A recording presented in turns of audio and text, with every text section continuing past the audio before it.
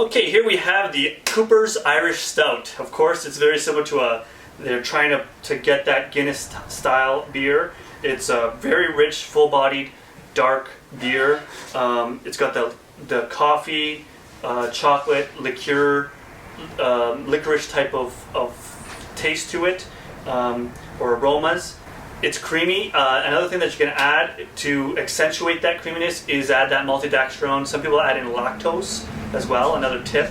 We'll put that on the website below this video. And it's another good little tidbit you can do.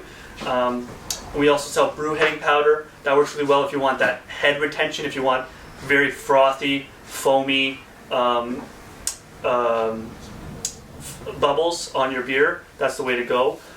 So we have the Irish Stout, and we have a typical Cooper Stout that they have as well. This is a bit more of this is a bit darker, I'd say. This is more chocolatey. I would say that's sort of the difference between these two.